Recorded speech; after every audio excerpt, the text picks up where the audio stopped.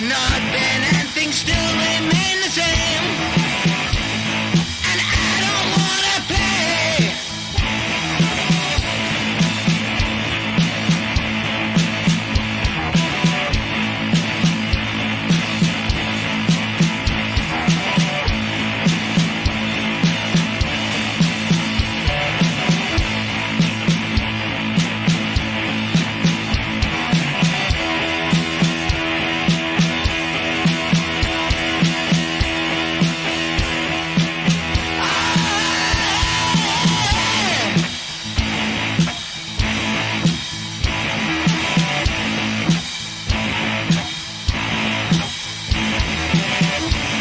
You see that this is not the way to be, and the time has come to choose.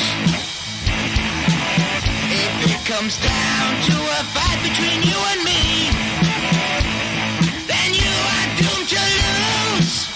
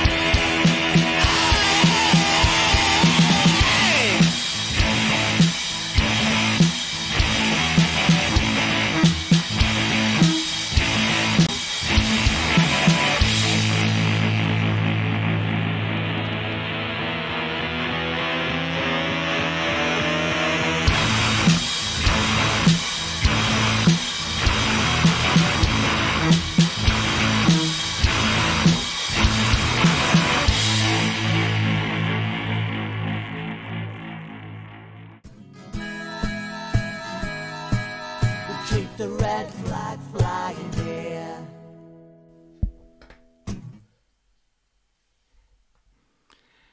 Hello and welcome to Socialist Night Live. As always, we are having some fun with Zoom and other issues, but I'm sure that we will have an absolutely great show tonight.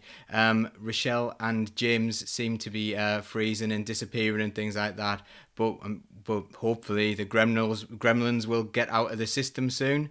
Me and Dan are moving, and Rochelle, you seem to be a little bit better now. I think can't hear you there, Rochelle, but we'll get there in a second. So what I'm going to do is I am going to introduce some of the panelists. So the first panelist we've got to introduce is Daniel. How are you doing, Daniel?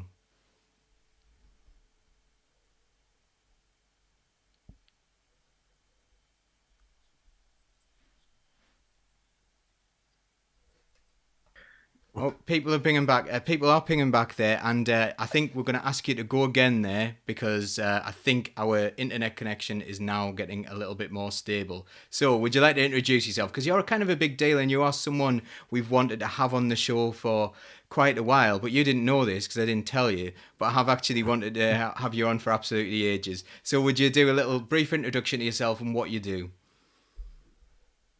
Oh, that's very kind, Paul. So I'm Daniel and I'm the president of the National Education Union. And when I'm not president of the NEU, I am a teacher in Shiremore, just outside Newcastle upon Tyne. Brilliant. And what kind of schools are? I think yours is a similar to mine, isn't it? Yeah, so it's alternative provision. I'm actually in a PRU. I taught in London for a little bit in early years, and before that, I was in the northeast actually teaching SDMH. And when I came back from London, yeah, I'm in a PRU in just outside Newcastle, and it's great. Absolutely exciting type of young people to work with. You know, interesting, always never dull, never boring. So. But young people who had, been excluded from school, got very difficult backgrounds, but yeah, very worthwhile place to work. Yeah, it can be quite rewarding, and it can also be quite bonkers as well, I think. But yeah, Entertaining.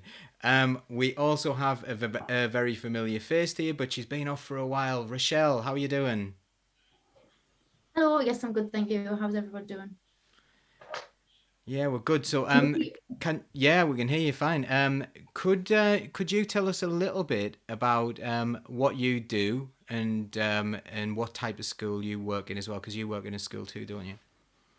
I do, and I'm also part of Daniel's union, the NAU. So I'm a secondary school teacher, and I'm head of something called SMSE. So that's social, moral, spiritual, and cultural aspects of student life. So almost like their personal development throughout school. So almost everything that isn't academic. Yeah, so like you'll deal with a lot of a lot of the moral cultural issues obviously in there, and the PSHE, a lot of people might know that as well, sort of it's linked to that, isn't it? Yeah. So next we have James. Hi James, how are you? I'm very well, thank you, Paul. Hi, nice to be here. Thanks. And can you tell us a little bit about what you do? Yeah, well, I don't do anything paid. I don't do anything paid. Sorry, someone's coming across me here, but yeah, Rochelle was coming across there. So sorry, do you want to continue, James? I don't do anything paid at the moment. I've retired as a teacher. I ended. Yeah, it says my internet connection is unstable, by the way, so I might move at some point. I'm retired. I've been teaching in London for 40 odd years. I made it to deputy head level for quite a long time, and ended up as well being part of Ofsted for a while. I know that's a kind of bête noire, but I'm quite happy to admit it. I've now resigned 2 or 3 years ago, and it's been quite a useful experience. My direct connection with education now is a chair of governors in a local primary school.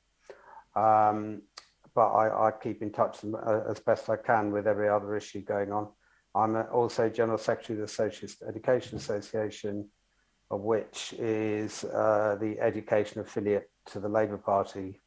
Though I would say many of our members are not members of the Labour Party, and I think we see our role as being outflanking the Labour Party on education policy and pushing them in directions perhaps they don't want to go. And if they don't want to go there, we will campaign to get them to go there. Well, that's how we see it anyway.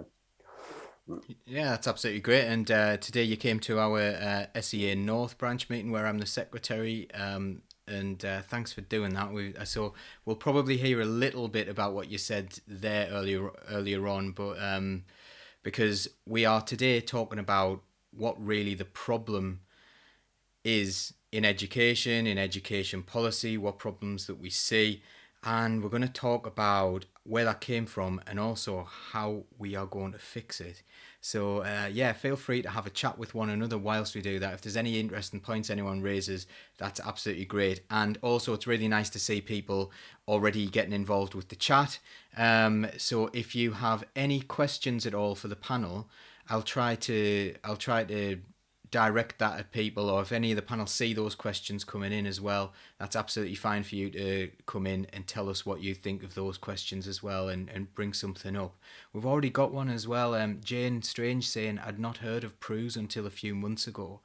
And this is something like PRUs are so integral to the system right now, with like academies using expulsion. I don't think people realise how high expulsion rates are in comparison to when we had local authorities, and I suppose we'll probably touch on that later. And the fact that PRUs are used in this, or misused in a lot of local authorities as a sort of last resort for some children who just haven't fitted in a school for whatever reason. And I have spoken about this on this show before, but we'll get to that later.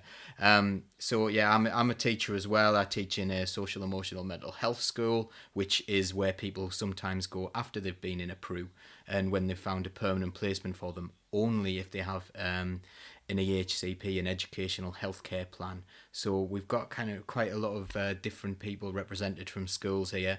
I've also been everything. So I've been a head of maths. I've been a member of the senior leadership team in a school. I've I've been pretty much the classroom teacher, every single thing. I'm now a normal classroom teacher, which I much prefer, to be honest, to all the politics of telling other people how hard they aren't working.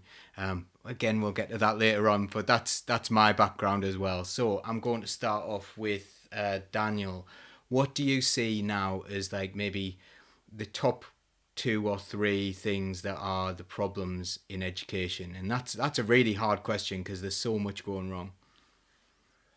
I mean, it's an incredibly difficult question to answer, because for me, education at the moment is not particularly where, you know, I would want it to be personally. There are a number of things that cause a particular rot in education, that impact on the type of education children have access to. You know, let's start at that point, the sort of education we want our children to have, which is a diverse, rich curriculum where they have access to the arts, music, to literature, to cultural capital as well. And currently they don't have that. The curriculum is very narrow. It's very focused on English and maths. So we have to look at what causes these sorts of things and why the children do not have that access to that sort of education.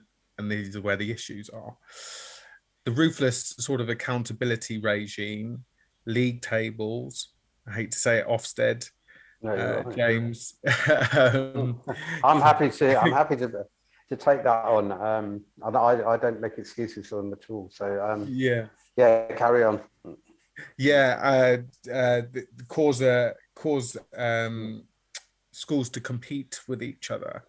They're measured by their data, their Progress 8 data, their SATs data, primary, and you know, head teachers' jobs depend on a good Ofsted result. That creates like a pressure cooker in education. So that pressure trickles down. Narrowing of the curriculum. You see a heavy focus on English and maths. You'll hear about young people in, you know, year 6. All they're doing is practicing for SATs and so on. And, you know, they'll do all morning of English and maths and nothing else. So that's one issue, that Ofsted and the accountability regime. Got things like funding. You know, when you compare what our young people have in comprehensive education compared to, say, Eton, if you look at the access to music that young people have at Eton, they have, I mean, you should go and look on their website about the music curriculum and what they have access to, orchestras, studios, you know, a wealth of resources, dedicated music teachers. That's a funding issue. And what else? What else do I think? Funding, the ruthless accountability regime, and come back to me, move on to somebody else. But those are the sort of key, definitely the ruthless accountability regime and a lack of funding. And then I'll think of some more things. Now, be interested to hear what James thinks, as sort of, because he's been all through the education system. Yeah, I'm going to come to Rochelle before James, actually, because I know that James has a longer list. So it'll be interesting, like, to hear what Rochelle's got to say from her point of view, because I know, like, from what you said earlier on, James, your list of things that you think are wrong, it's pretty extensive. So if we don't cover one, you're probably going to pick it up. So Rochelle. I totally agree with Daniel, but there's one thing that I would say is more prominent where I work. It is that cultural capital thing. And for anyone who's watching that doesn't know what cultural capital is, it's the distance between somebody who maybe goes to Eton, was born in a well-off family, has money. They might be culturally rich in the fact that their parents might take them to museums. There might be more experience that they're part of. They might go on holiday abroad. They might get access to the things that the people from lower income families don't get, and that's the gap that I'm really interested in my work. So I'm doing a master's degree, and I wrote lots of papers on how teaching SMSC within the wider culture affects communities.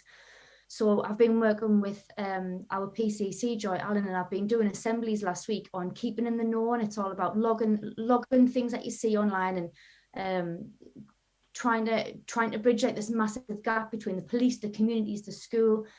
I know that our art department of getting Durham University in, and we actually had some real life art that was on loan from the museum, and we had that in our foyer. So some of the kids in our school, this was the first time that they'd seen real art in real life, and that was because they hadn't been to museums and they weren't given those opportunities. And that's the bit that I'm really interested in, like this cultural capital aspect. Like we get I try and organize bands to come in and play, and there was a girl called Bronnie who came in. She was really good, and she gave a live gig, and there were some kids in our audience who've never been to a live gig before. And it's like giving them those experiences to not just teach them English and maths, but to let them experience the world that we know it. And they might not get that from maybe a low-income family. They might not be able to afford it. The parents, for whatever reason, they might not be getting that. And because it's not set in the curriculum, like I try my hardest to make sure that the kids get those experiences, and that's the bit that I'm really interested in. Yeah, and I think that's the beauty of having different people with different backgrounds and ideas in, because you're going to get different answers to this from people who work in different sectors in different areas, and even within the same school, you'll get different answers on what's the problem with education. James? Yeah, I would like to start off actually by challenging this concept of cultural capital. I mean, Bourdieu is the French sociologist who invented it, and basically he invented it as the concept as an explanation as to why, along with economic capital, working class kids weren't achieving at the same level. But I don't think it was his intention that Ofsted would write that in their framework and say what schools should be doing is stuffing kids with cultural capital. I think we need to define. We need to know who's defining what this cultural capital is. Okay, yeah, it may be, and I fully support what you're doing. Don't get me wrong, Rochelle, with your trips and visits and stuff. All those things are really valuable, but of course, there's already a kind of ruling class notion of what that cultural capital is, and some things are within it and some things aren't. For example, the experience of Black pupils, and not just their culture, but the experience they go through is not validated by the idea of cultural capital. Working class kids as well have, which obviously there's a crossover there, but working class kids have their own experiences and value different kinds of knowledge differently than the ruling establishment. And again, that is not validated by this notion. What this is about is setting kids up to fail ultimately, because great, have the trips, great, give kids experiences beyond the, take them out of their comfort zone. I'm all for that. But that means taking the middle classes out of their comfort zone as well and challenging what they see as cultural capital. And it also means that if they're going to be measured by that, which ultimately they are because of the academic nature of the curriculum is the only kind of way forward that the government's pushing, if they're going to be measured by that, they're at a tremendous disadvantage that state schools will never be able to make up. I mean, we can't, if you give them the amount of money that is being spent on Eton, the pupil teach in Eton, the pupil teacher ratio in Eton, and everything else, if we're using that, you choose all the things that you might have chosen.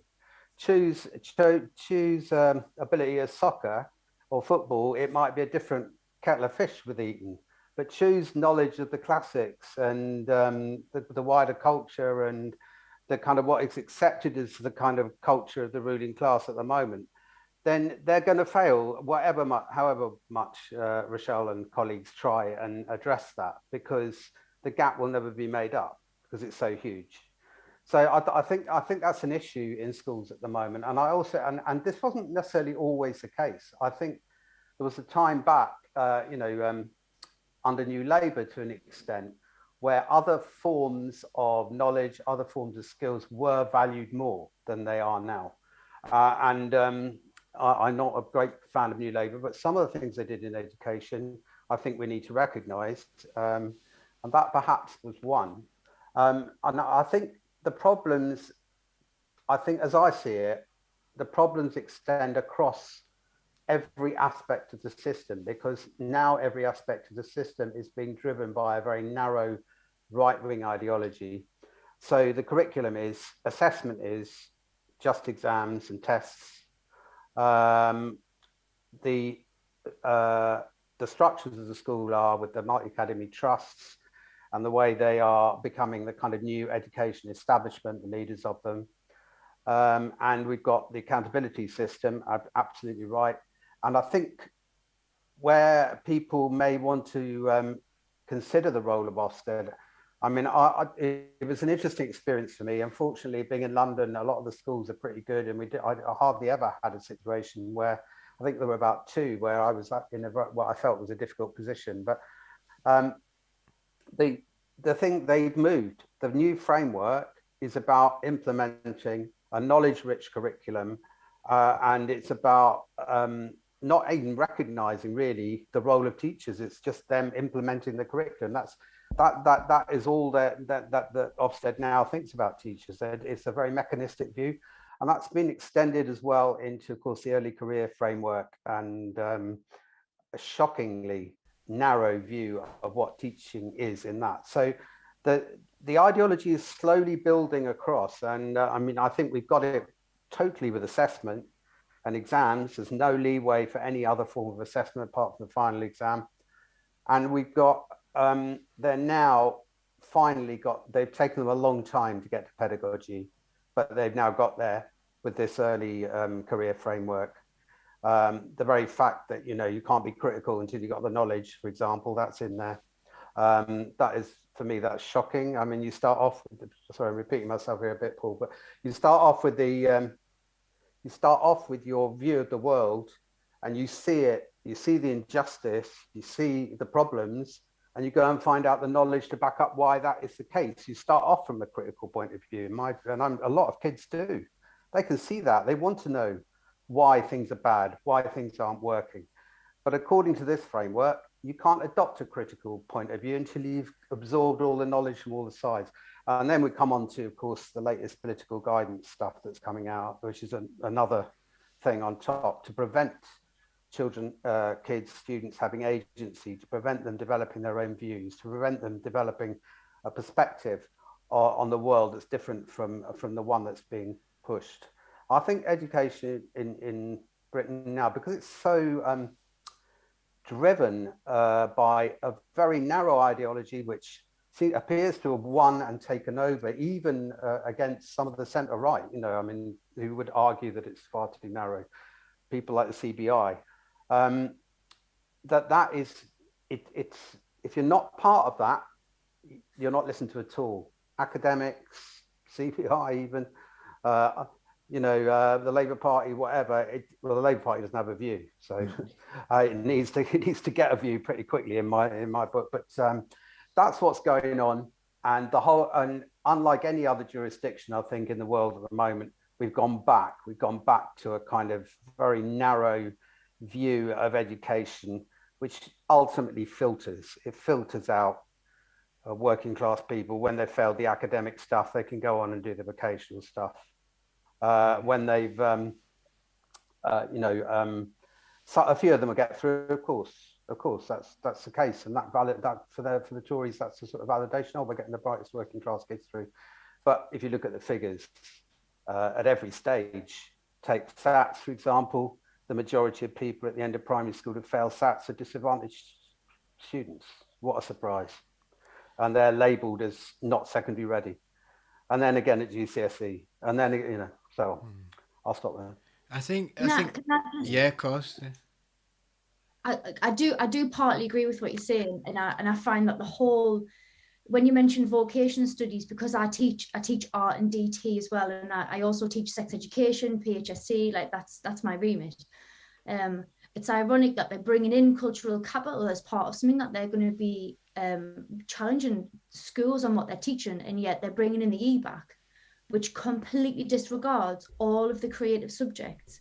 Like, we are being set up to fail, and it's that is, you know, and I think as long as we realize that, there's always going to be a little bit of a fight in it, but like yeah, it is hard, massively hard.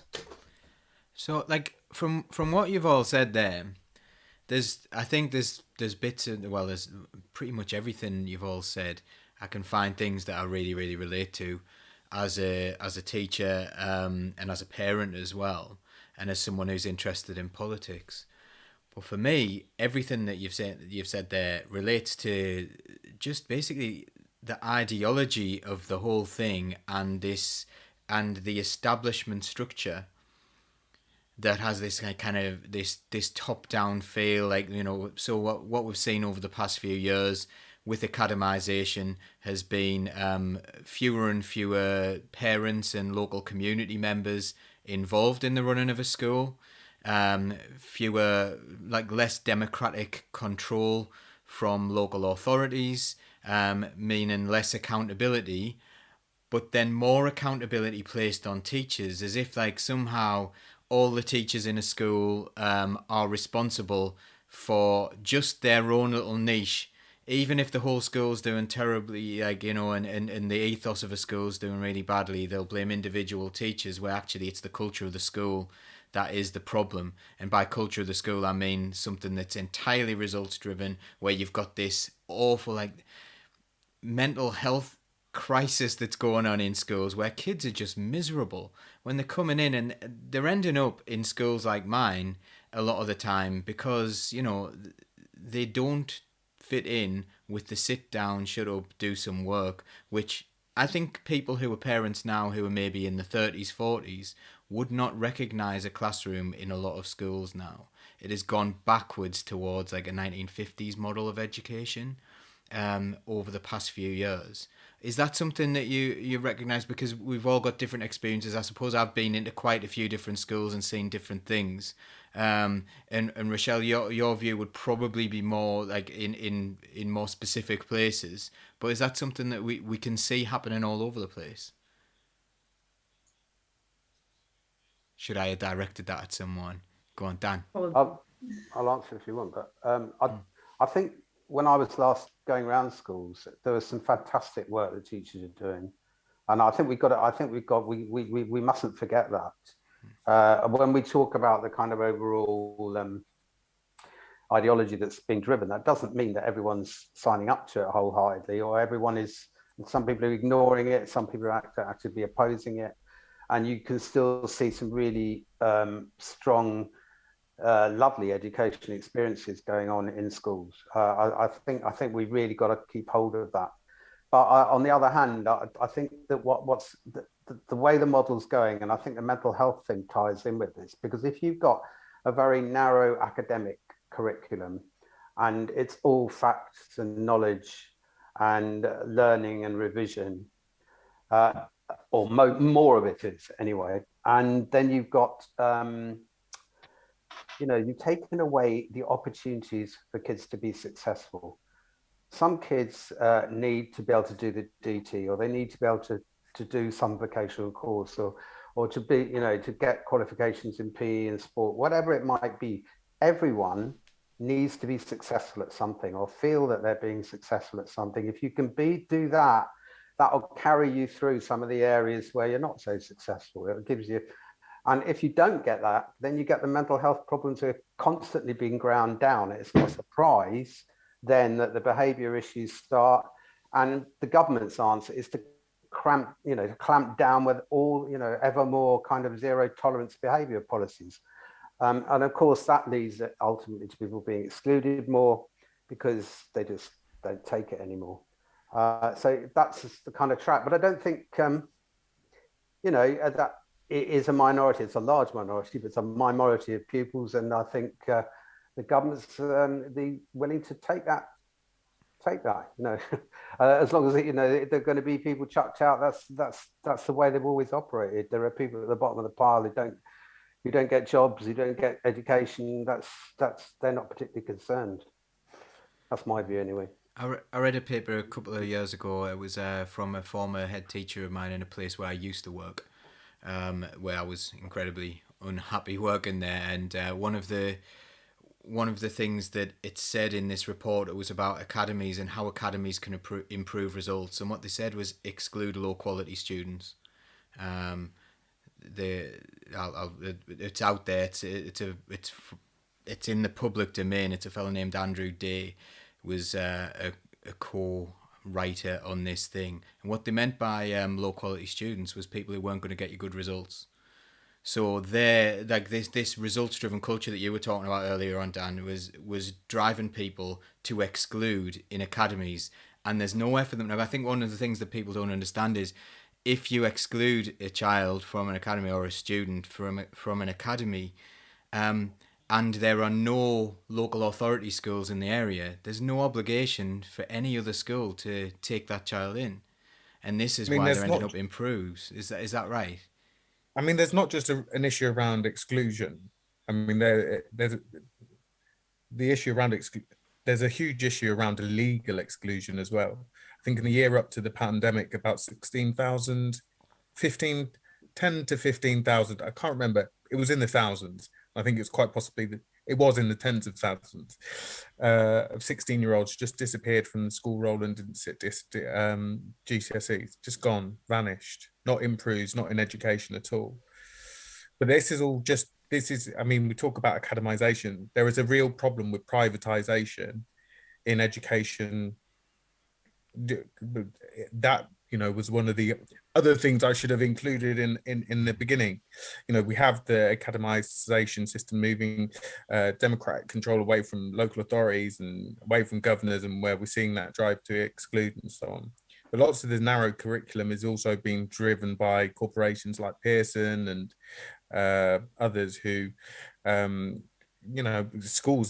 schools, academies as well, SLTs look to, off the shelf, pre-planned schemes of work that don't meet the needs of children because they're, not there.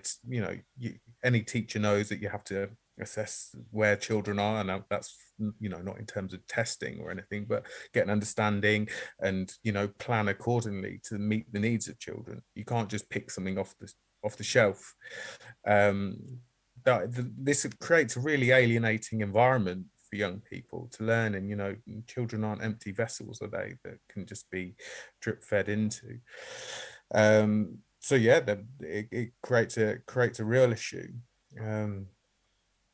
But there's, as James said, there are teachers who are resisting this, who are pushing back against this, and sort of, doing the right thing. But the general direction of travel is this top-down approach. We've got to push back against that. Yeah. Did you when we're talking about like right-wing sort of teachings and schemes of work and things like that, I used to teach DT GCSE, but the GCSE was so difficult for my students. It was weighted differently, so it was split into two categories. So you had your coursework, which was your make, and then your annotate, and then your design work, and then you had the exam, and the exam was weighted as 40%. But the non-academic kids that I was getting in my class couldn't access the exam, and the exam was so maths top heavy. For instance, there was no correlation between settings in the school. So I might have had my DT class, right? And they're meant to be getting like A's and B's, or old GCSEs. They're meant to be getting A's and B's, but they're in like fourth set maths. So there is no way that those kids were going to be able to get anything higher than maybe a D by the time they'd done their exam. There was absolutely no way. There was no correlation between what they could do in that work. It was really odd. And at the minute, I found something on a DT forum. So when we're talking about like right-wing agenda, as part of the A-level DT spec now, as part of the global market, they have to teach something called just-in-time issues in the issues surrounding border control, like within DT. Like, how have you managed to shoehorn? Really? What? Unbelievable. Yeah. It's absolute crazy madness. Like, they're just doing whatever they want. I think with There's some very, very strange things coming on in the school. I'm going to go on to talk about Michael Gove and how we got here in a second. But before we go on for that, like, have we noticed any other very strange right-wing things? Obviously, we had the Minister for Education saying this week that he wants to depoliticize schools, as if like we're filling them full of left-wing rubbish and stuff like that. So did you see when they tried to balance out the prevent strategy? And the police issued the symbols that were right wing and were left wing, and they had all these swastikas and Action 18 and all this stuff. And on the other page, they had Greenpeace and St. Pauli Football Club and things like that, creating this bizarre false equivalence between these things that left wing people tend to like, because St. Pauli are an inclusive football club in Germany, and actual Nazis. Like, it was utterly bizarre. And also we had Gavin Williamson saying that you have to trying to put in that piece of legislation that said that piece of guidance that said we have to teach anything that teaches that capitalism isn't good is considered to be extremist as well. Have you noticed any other things like that? Dan, James? So I think the government are often driving this, political impartiality, non-biased teaching. What they really mean is, schools should teach the dominant ideology of the ruling class, is what they mean. It's why they push British values. It's why they're talking about spending £12 million on books for every primary child about the Queen, for the Jubilee. That's the dominant ideology. Also serves as a useful distraction tactic. I'm pretty sure that Zahawi has peddled that this week, because actually, there's a crisis in education that is, everybody's walking into in regards to cost of living. We see child poverty rocket.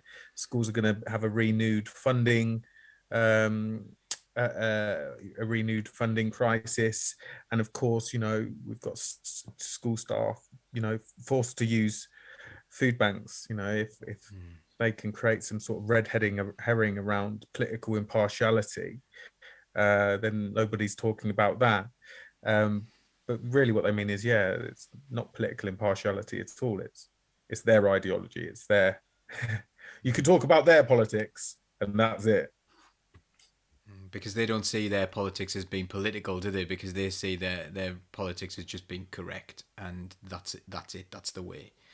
I think there are some areas where they're open to problems in this, and I think there are probably three of them. But first of all, as probably Michelle will know, in the SMSD stuff she's doing, the personal development stuff in Ofsted talks about British values, which you mentioned. Now, one of those so-called British values is about respect and celebrating other cultures, which doesn't fit very well with the rest of and equal opportunities actually is in there as well. Because of the Equalities Act, really, they can't. I mean, I think they'd love to abolish the Equalities Act, but they'd find it very. I think they really would, but they have to keep referring to it because it's statutory. So that's one area where we've got a bit of leverage. And I don't think it is a British value, this respect for other. I mean, I don't think it goes back into history as particularly British, respecting and celebrating other cultures. But there you go. We've got it in there. So we should use it as we can. I think the other areas, of course, that's linked to is the Black Lives Matter agenda, where they've said, oh, we don't want racism, but Black Lives Matter is an extremist movement. I mean, surely on equalities grounds, that's not the case. So kids are going to relate to that quite naturally because they see it and hear about it. They're not going. You can't just shut them up and say no, we're not allowed to talk about that. I don't see teachers doing that. And then finally, of course, there's the green climate change agenda, which they're very, very worried about, I think, as well. And what they're saying is that you can learn the science and you can go outside and count all the species in your garden, if you've got one, and see whether they're, declining or not. But you're not allowed to talk about solutions, because if you have solutions, then we're talking about a political and maybe a different kind of politics that we've got now, which caused the thing in the first place. So I think these are areas where they're on dodgy ground, and I think we need to keep pushing on those. And there's also, I think, you know, with the whole green movement, the whole Black Lives Matter movement, we've got powerful allies outside who will be wanting us to do that. So how did we get here then? So we're in this situation. It appears that we've got a hyper-politicized education agenda from government, but this isn't like kind of a brand new thing. This came in, this agenda was actually accelerated under the coalition government, but New Labour were very keen on academisation, bringing the private sector into education, PFI and all those things. So like, I don't know, Rochelle, how much, like, I know you maybe weren't in education before things changed drastically. I suppose I wasn't either. Academies were coming in, but I saw a little bit. I saw a little bit of the change that they were bringing when academies were very, very new. What are your experiences over the past few years, and what's your impression of how things have changed over the past, say, 20 years? Probably this is going to sound really silly, but it something that we've noticed that really doesn't sound like it's a big deal, but I worked at the school before it was an academy, so we actually got took over while I worked there, and one of the things was, you know, we were always going to keep our autonomy, and for instance, money. So we had our own money, we had our own budgets, and we used to spend our money as we wanted. Ironic story, like the art department had bought in 12 hairdryers. They'd put an Amazon order in, they'd sent it in. I want 12 hairdryers or 100 quid. That's what I want. And it goes through to the academy hierarchy of ordering. And what we got back was we got cheaper hairdryers, but they all had European plug sockets, so we couldn't use them. And like, that is just like the analogy of a lot of things that happens. You ask for one thing, you try one thing, and what you get is just like the complete polar opposite. Not all the time. Collaborations with other schools I find is really helpful, like personally, rather than it being like an echo chamber. Like I really enjoy like collaborating with other schools and talking to other people and seeing how other people teach and looking at their schemes of work and things like that. So collaboratively, I think it is really helpful, but there are singular things that are just not done well at all. Yeah, Dan. How did we get here? Oh, goodness me. Some of it is obviously pre-Gove and pre-New Labour, really. You know, the introduction of the national curriculum in 87, I think. There's a lot to answer for. As sort of determined push by Margaret Thatcher to remove socialist ideas from the classroom and dictate how children are taught and what they're taught. That's probably a starting point of the recent rot. And then, you know, New Labour, as you said, brought in sort of a wealth of privatisation, academisation. And then we had obviously Michael Gove, who is probably responsible immensely for how we see education today, the ramping up of accountability regime, the rollout of academisation, widespread privatisation, and then of course he himself did a new run of the national curriculum in which, you know, when we're talking about the sort of history that young people are taught, it's sort of very narrow, nationalistic, island nation. Children must learn the history of Britain from Stone Age to modern day in chronological order, dictates everything that children need to learn, going down so deep to the spellings that they must know by what age. It's a real problem. So there's been a sort of a myriad of things that have led us here, but really it has all been rooted round sort of a neoliberal agenda, isn't it? That's what it's been about. It's about, you know, cheapening the cost of education, creating workers that are ready for, you know, the to be exploited in the economic system. Essentially, it doesn't allow for developing children wholly. So we've essentially got here by people, parliamentarians who know very little about education, making decisions. But I do think there's going to be some shifts, and I do think there's going to be some changes. You know, when James mentioned CBI not supporting the type of heavy, high stakes exam system that we currently have, that's actually, very true. They want to see, you know, more assessment over time, a portfolio based approach to learning. So children, young people are, you know, have a broader education, produce something that shows their work over a period of time, so that, you know, it's, you know, about getting them ready for business. That's created a bit of a division in the Conservative Party. There are those who want to move away from high stakes exams. There are those who want to change the assessment system to a more portfolio based approach to assessment over time. That is what really, you know, what we would sort of want. We don't want children to just have their entire lives determined by one massive exam they take at 16. So yes, that's how we've got here, but I do think things will change as well. So it's interesting that you've brought right back to like sort of the Thatcher days, and I suppose if we think about like the things that Thatcher made us do, like Section 28, for example, where Thatcher, we weren't even allowed to talk about, when I went to school, we weren't allowed to talk about gay people existing and so on, and the damage that's done. And I've spoken to a lot of people who went through school utterly terrified because of Section 28. And there's a couple of good comments I want to bring in here as well. Mark Lungley's remembering Baker days. I remember this because my parents were teachers, and the Baker days were when they robbed teachers and school staff of 5 days for training, and now those are those days where they're like, hey, the teachers can't even be bothered to have the children in, and you're like, no, the teachers are doing an extra 5 days because of Kenneth Baker.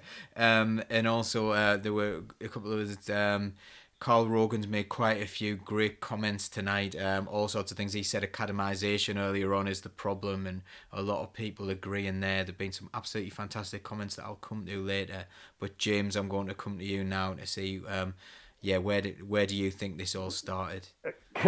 Well, actually, and I'd go a lot further back, but I mean, I think this started, we've got a relationship, we always have been under capitalism, between education system and the economy and the needs of the economy.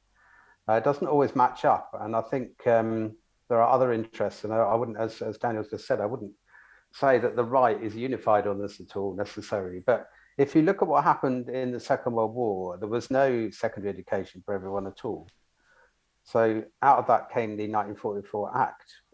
But the Tories were only willing, and there was actually, interestingly, I think, a chance to have changed this, but Labour weren't in a majority and had to go along with it, and better secondary education rule, which was selective than none. So, but there you had a kind of willingness to allow a certain number of working class, lower middle class, whatever you want to call them, bright kids to potentially join the elite in the elite universities, alongside their public school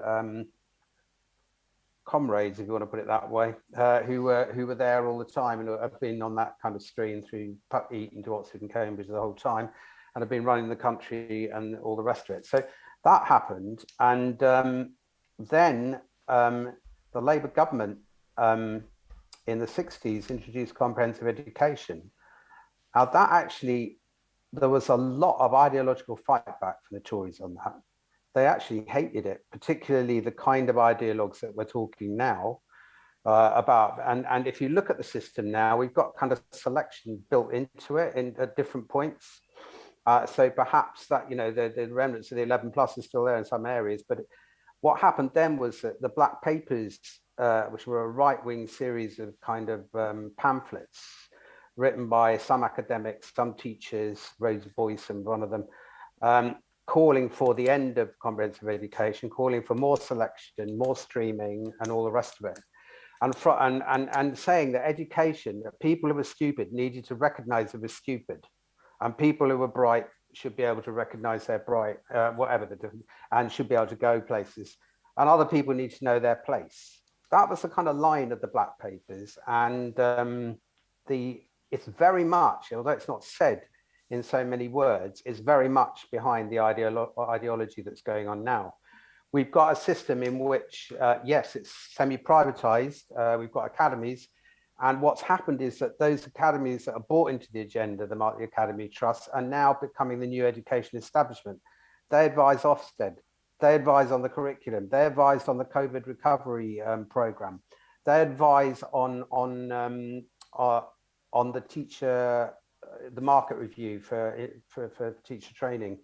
They're behind all of those things, and they've become the new blob, if you like.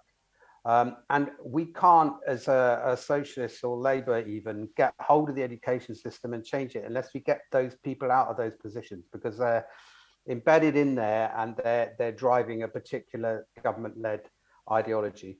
And so academies and the structures issue, it doesn't go away. And for the reason Rochelle was saying, and the narrowness of the curriculum, the exclusions, the lack of accountability, the lack of financial accountability, all these things are really worrying. And I would say, though, that there's one strong thing about them, and I think Rochelle just alluded to it.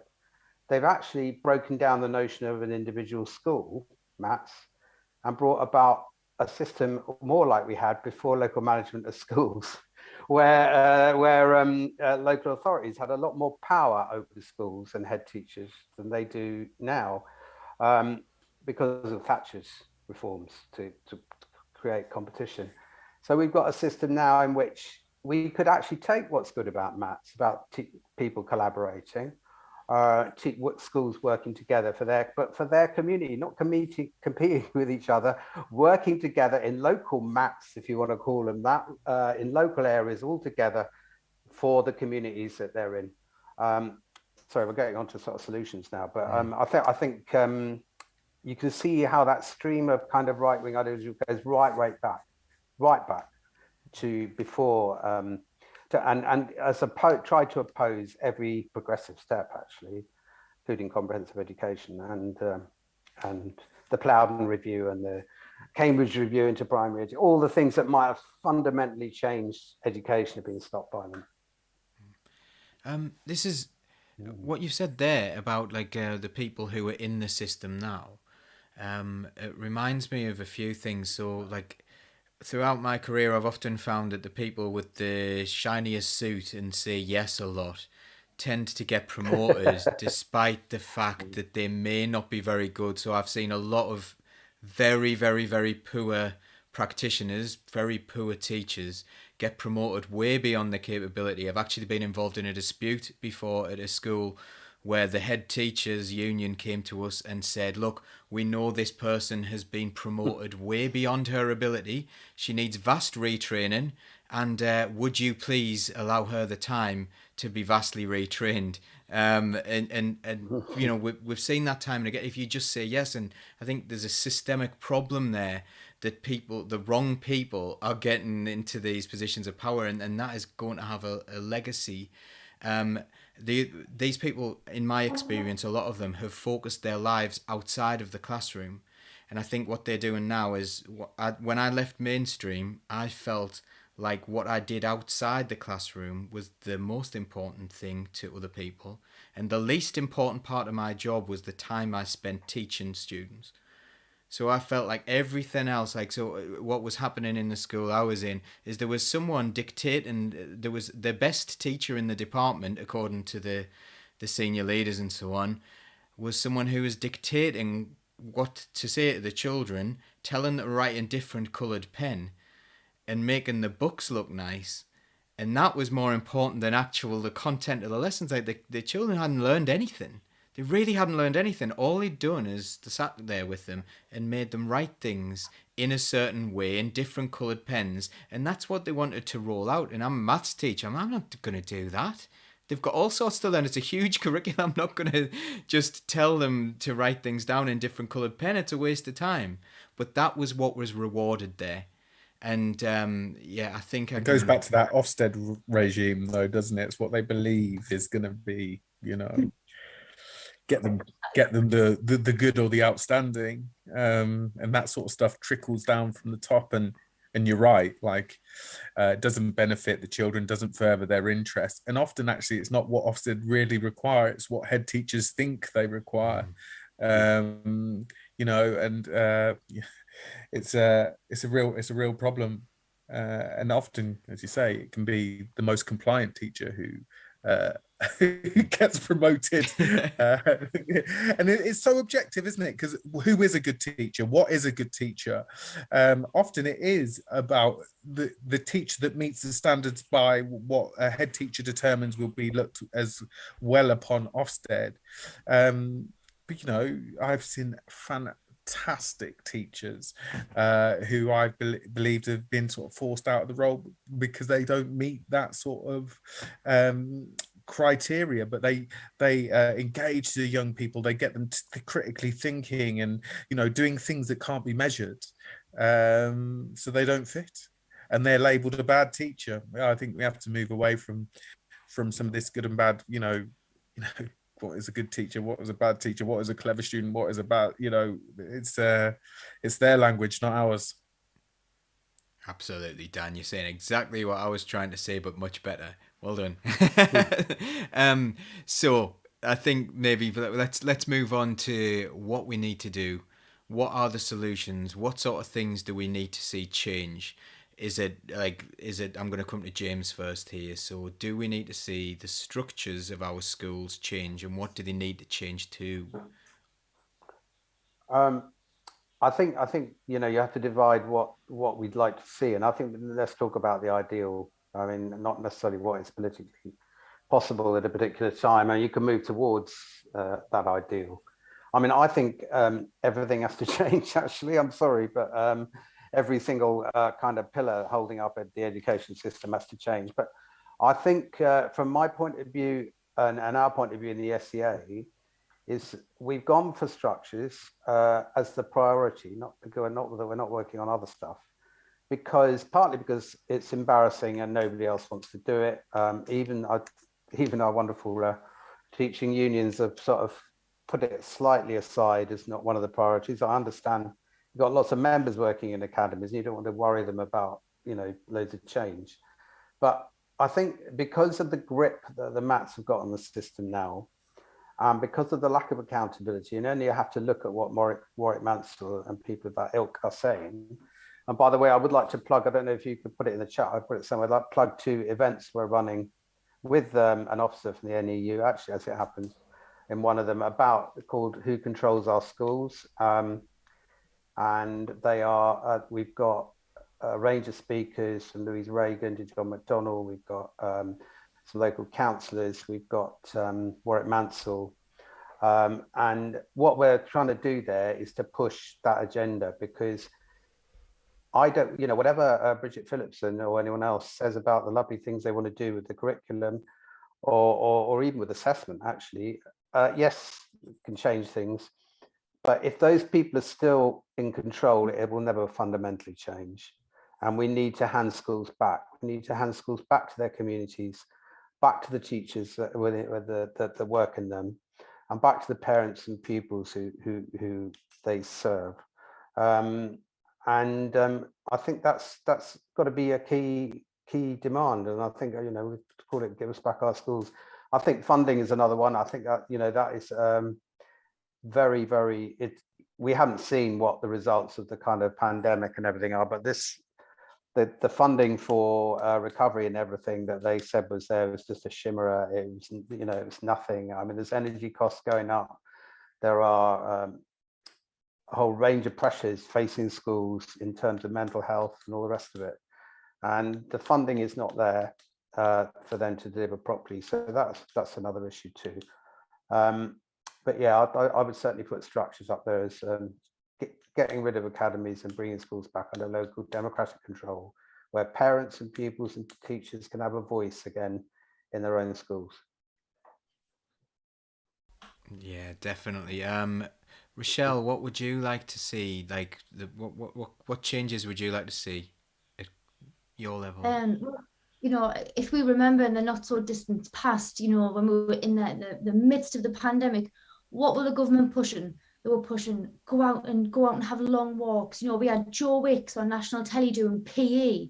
They were saying art helps your well-being, dance helps your well-being, painting helps your well-being. All of these things that they don't value in school helps your well-being.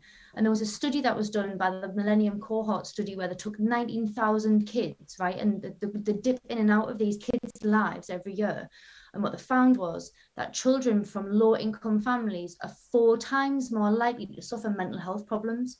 And when we're talking about cultural capital, we're talking about vocational subjects, how can a government push all of these things in a pandemic and put a really high value on them?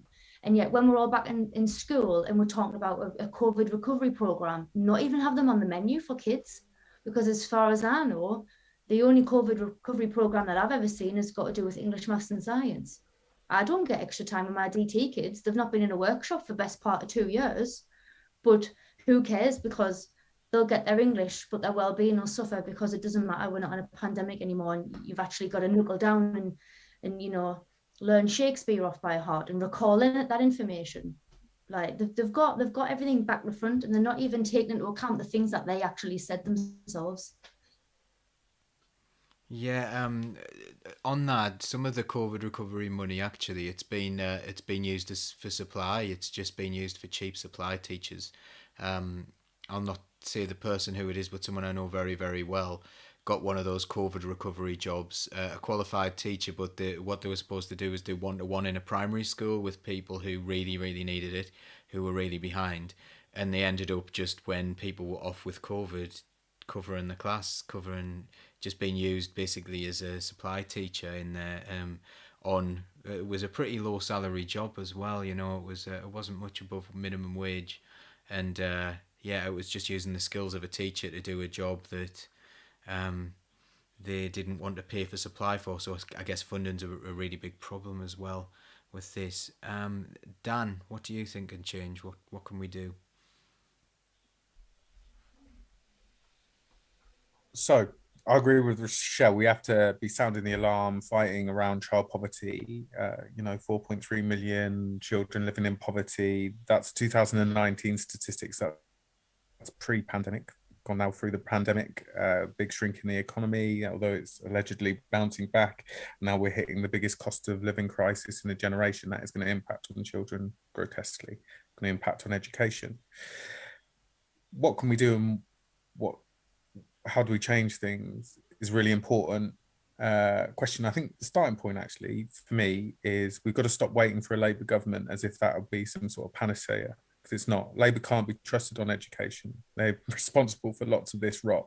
The only thing that I've seen come out of Labour recently is that a commitment to strengthen Ofsted. Well, Ofsted is a real problem in itself that creates a lot of the accountability regime that we've already talked about. So the only thing that we can really do is collectivize around issues.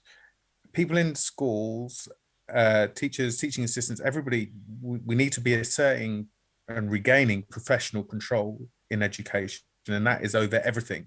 That is over curriculum, over how we assess and what we assess. Absolutely, all the policy. We need to be asserting professional control, collectivizing around everything.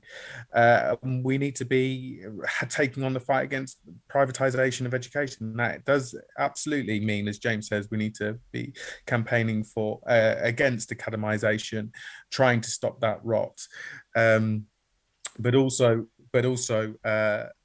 around, we also need to be, and this is sort of ties in with that professional control, ridding the corporate exploiters, the likes of Pearson, all of those who are peddling these, off the shelf work schemes and stuff like that.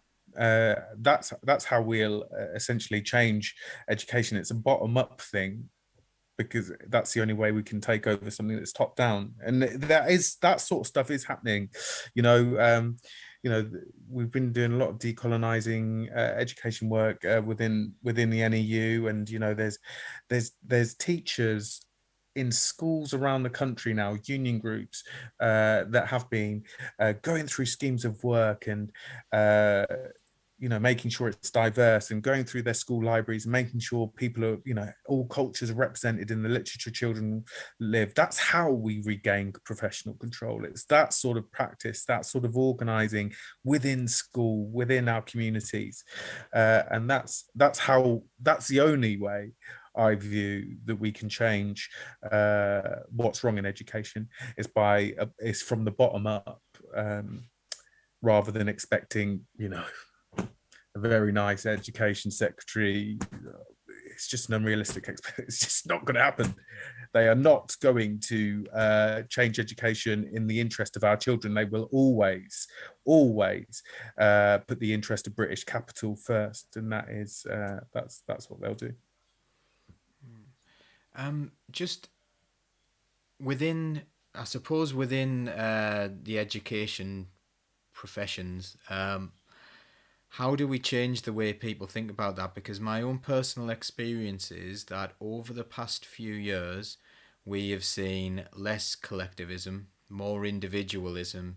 And I think personally, I can see this happening through the new teacher training methods, through the skits. I don't know what skit stands for, but it's school-based teacher training and what have you. I've seen a lot of teachers coming in, and they may join a trade union, but people don't understand what a trade union is supposed to be. It's meant to be a collective thing where you do things together. But I think even in trade unions, we're very, very guilty at the moment of making deals to make people's lives better for the short term by getting them a good deal to leave school when they've had an awful situation. But actually long term, that stopped the collectivization, and people aren't doing that. And I also know in skits, they are telling people when they're training, these teachers who are in there, they're not as good as you. They haven't been trained by us. You are better than them. And you will go in and you will see these people, and you come in sometimes and you'll see the noses raised in the air, and they won't take any advice until like day 3 when they're in tears and like, what can I do? This is awful. It's terrible. But how do we change that like sort of individualism and get people more collectivized? And I'm going to ask you again, Dan, because of the trade unionist background, but I'll come to all of you.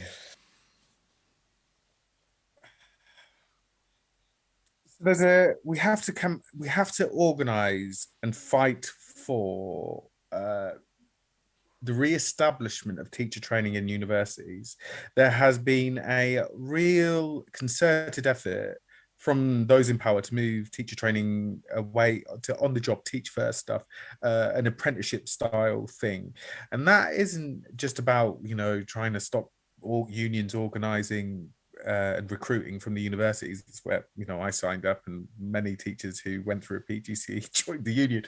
It's about deprofessionalizing teachers, and so in the long term they can hammer their terms and conditions, and they can also then go to these off-the-shelf schemes of work, which you don't need to be qualified to deliver, and help their capitalist mates make some money.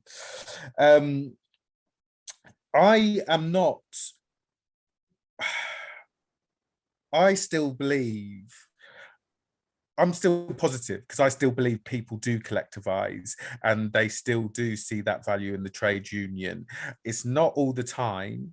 It's not, and it's patchy. So some areas are stronger than others, and some schools are stronger. But I still believe, as a profession, educators will at time, will still collectivize around key issues on a national scale. And when we saw that was through COVID.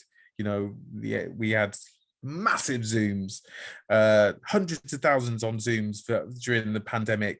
We had tens of thousands of teachers primary, teachers outside of London, Section 44 their school in a mass act. I mean, it was individual acts they were doing, but it was en masse.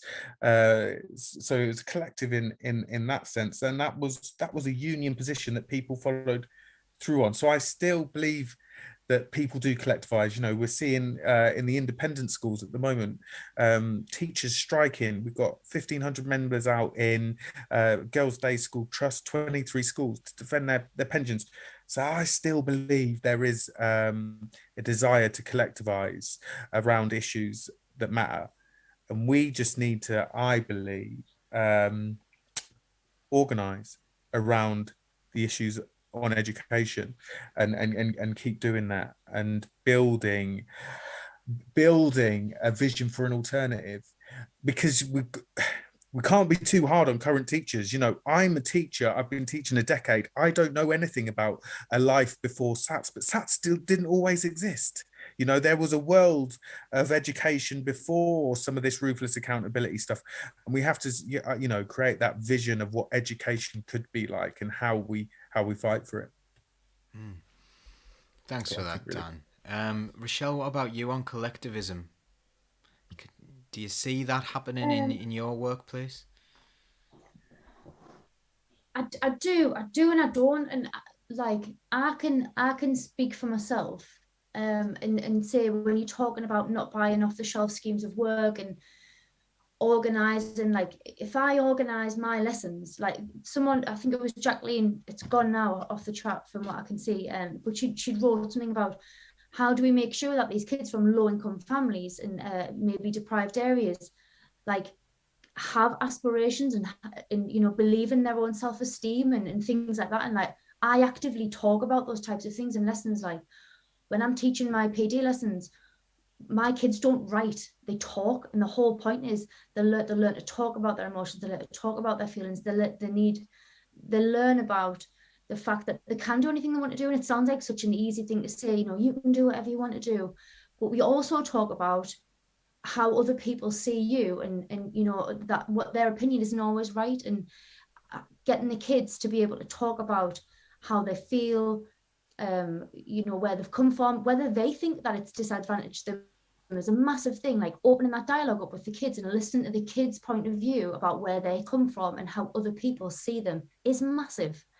They talk about their self-esteem, and because ultimately if the kids go home and they have an issue with somewhere at work, we talk about when you were talking earlier, James, about diversity and the Equality Act and things like that. We talk about that, and I actively teach the kids, when you're in a job and someone's been sexist or someone's been ageist or someone's doing this or someone's doing that, this knowledge will help you in the long run. And giving the kids that knowledge and power that they might not get outside of school is that's really important to me. So I do think that activism is important, and it's trying to instill it in other people. You can bring your own game, but trying to bring everybody else along with you is completely right. Like what Daniel says, if you've got 23 schools striking, amazing, but everybody's got to be on the same page, and it's that bit that I struggle with. Not everybody is, and it's trying to get everybody to come along with you is the bit that I find hard.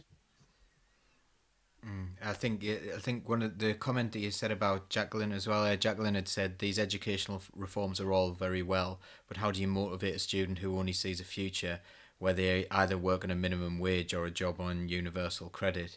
And I think this comes back to, we were talking about this during the pandemic, and I remember speaking to it was a group including Laura Smith. It was they were on about prioritising the North with John Trickett and things. I can't remember what the name of that group was, but I'd said at the time, we need to stop actually talking about aspiration, because this thing that this mythical, unaspirational working class child.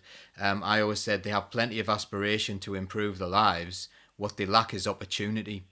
And I think that's a really important language thing. I think that aspiration thing has been deliberately brought in by right-wing governments to say, oh yeah, it's somehow their fault because they don't really believe in themselves, and that's the only thing stopping them being the CEO, rather than that guy who inherited it from his dad. he did it because he really cared and he had a desire to do it, not because he inherited it from his dad. That was coincidence, you know. And I think this is what we need to remember, that it's a systemic change that we need. The whole aspiration thing is exceptionally divisive as well. It's utter bullshit, to be honest. If you think of, remember Angela Rayner talking about the white working class. I think there was something about aspiration there, wasn't there? And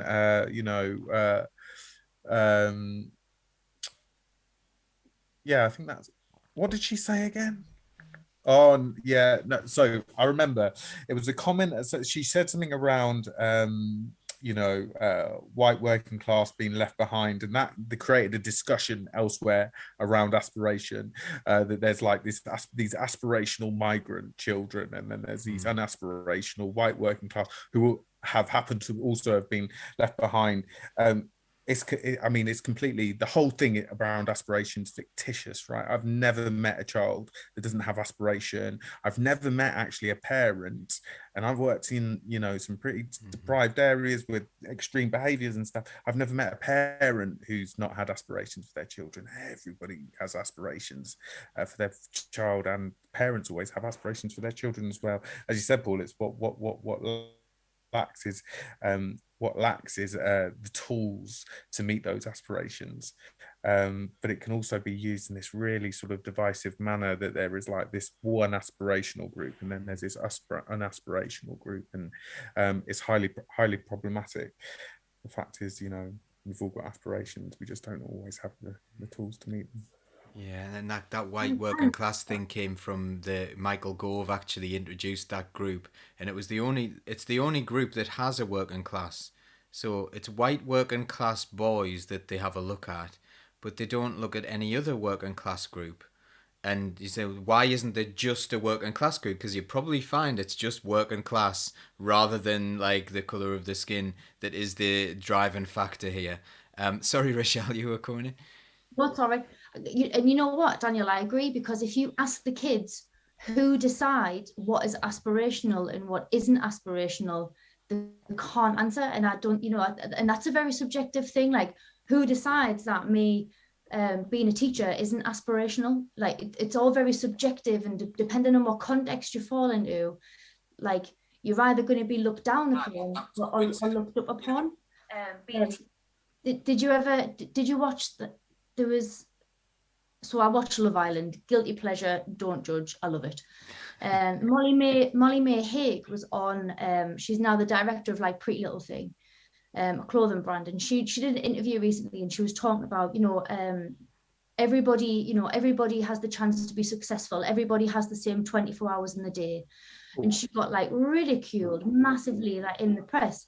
And I can't understand how somebody genuinely believes that everybody has the same opportunities in life. It's absolute madness. There's no way that anyone could genuinely see that as the truth.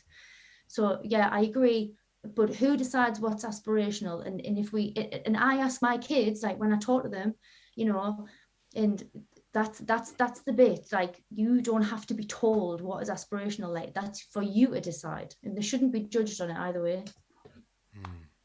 Awesome. Can I go back to the collective wisdom thing? Mm-hmm.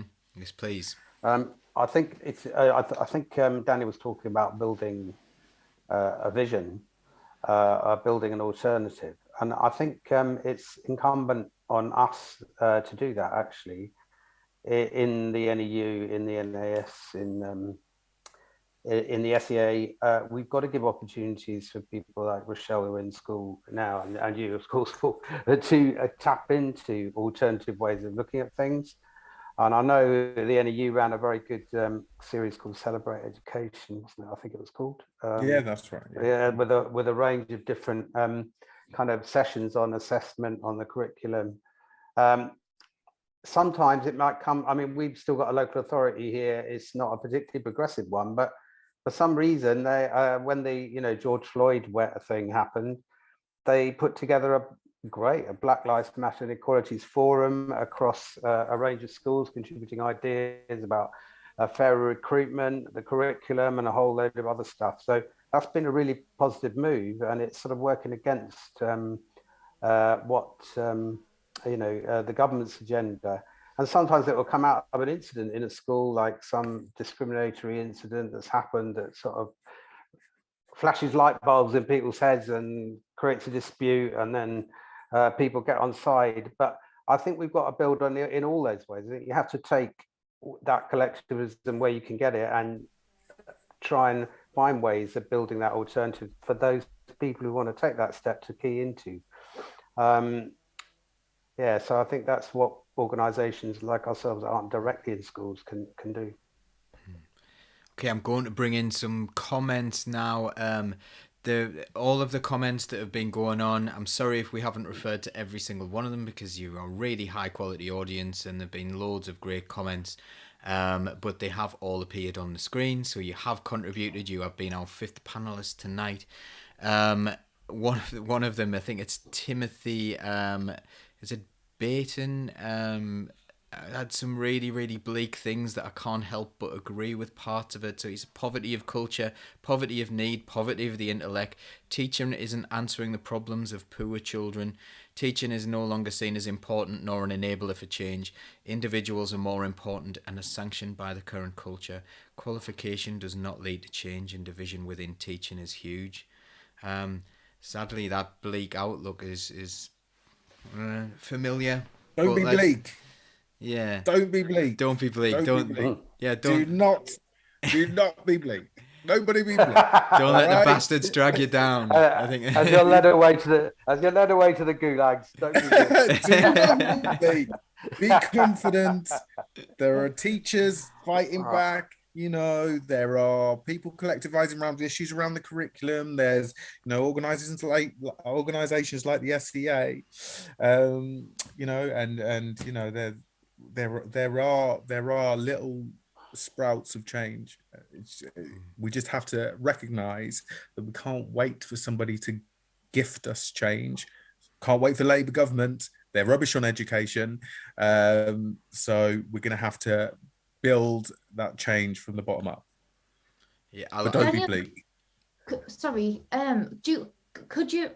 I was at a rect for the NEU, and there was a guest speaker there, and they were talking about the Not Just a Number campaign for the SATs. Mm-hmm. Is that still going on now? More than a score. More than a score, yeah. But more than a score is still going on. Yeah, great campaign. Mm-hmm. That's another way of kind of presenting an alternative. Actually, it was amazing when the school that I'm chair of governors of, when the SAT stopped for a year or two, wasn't it? A year. The teachers sort of thought the whole world was going to collapse, but in fact, they found all kinds of wonderful things they could do with the kids. Absolutely. It's just, yeah. But I mean, for some teachers, I think nobody wanted to go through the pandemic, right? Absolutely not.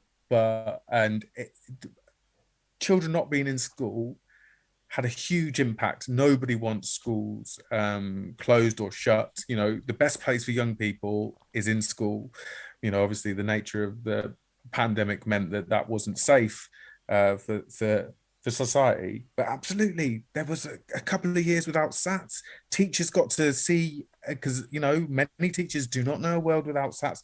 Children got a bit of a break from that sort of a ruthless assessment. I was hearing about children whose mental health actually improved because they didn't have this ruthless exam weight sitting on their shoulders. There is another education possible, isn't it?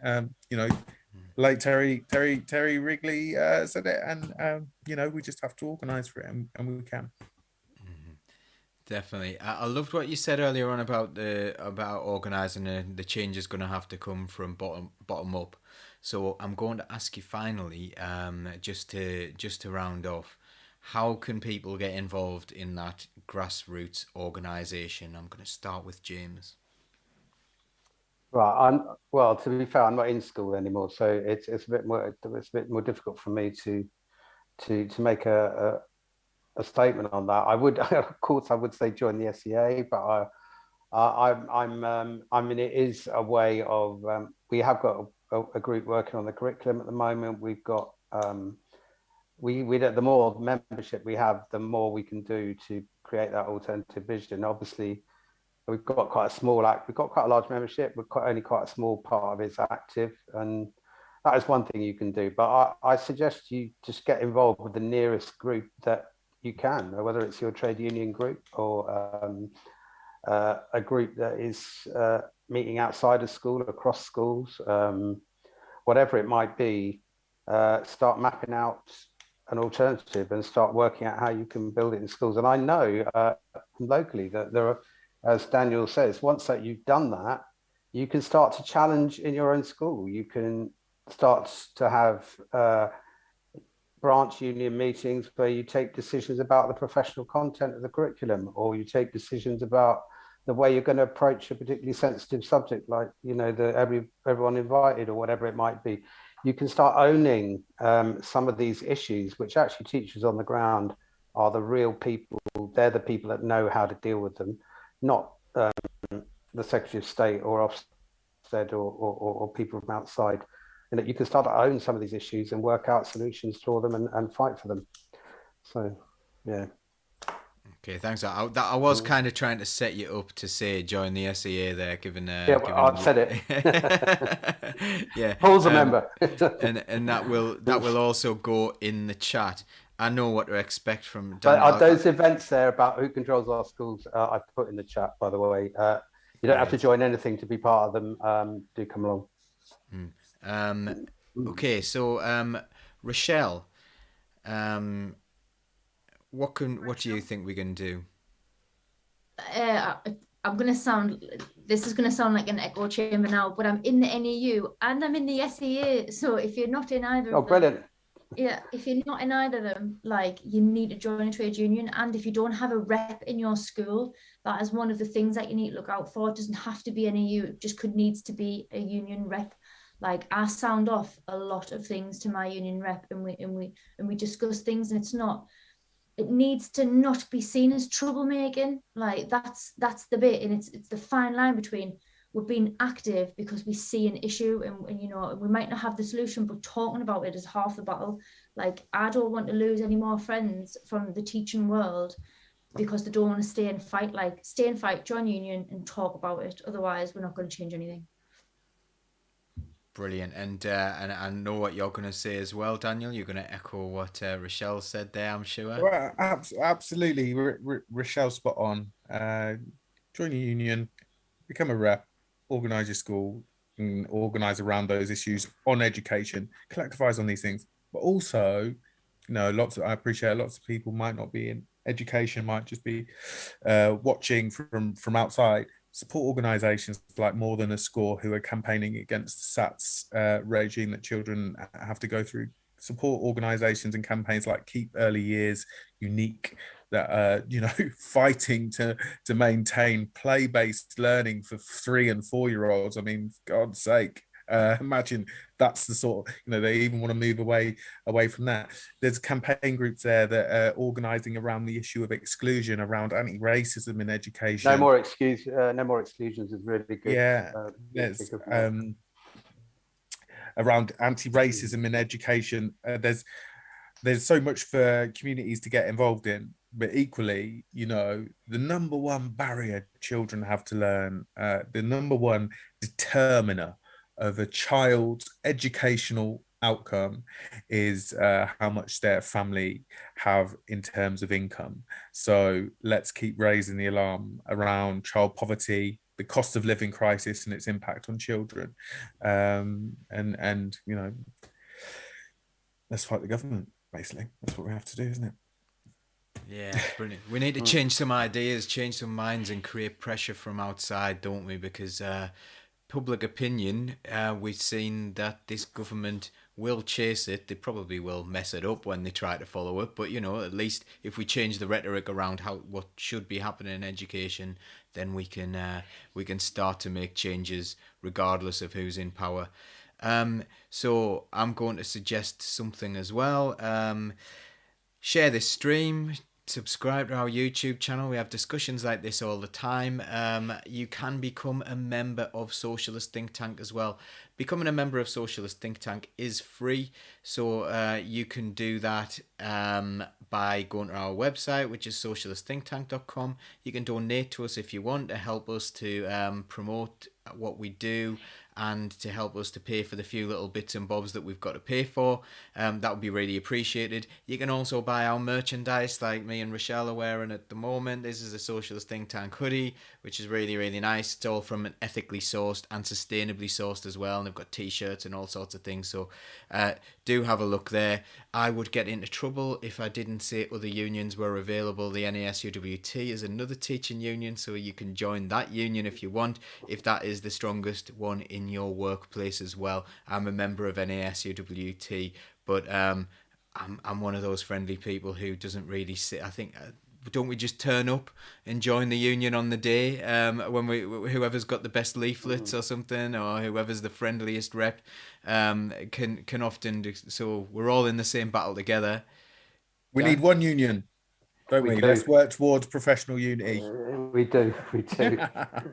That's what we need.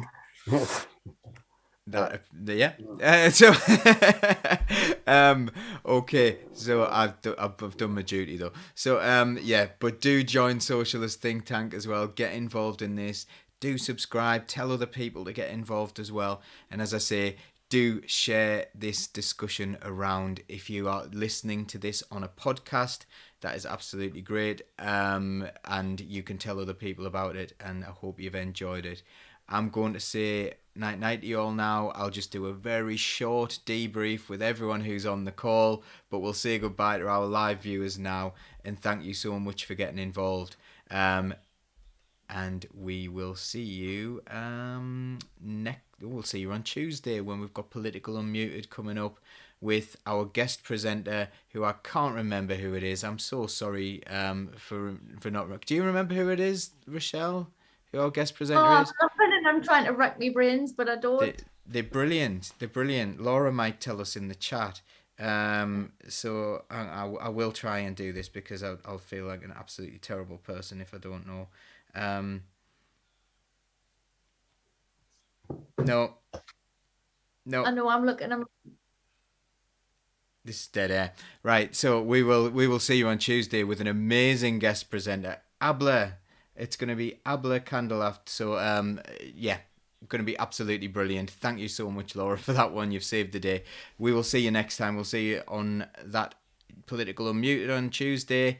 And we'll be back next week as well for another Socialist Night Live. Thank you so much to our guests. We've really appreciated it. Thank you so much for your time as well on a Saturday night, and all the work that you all do. It's massively important. So we will see you all soon. Keep the red flag flying here.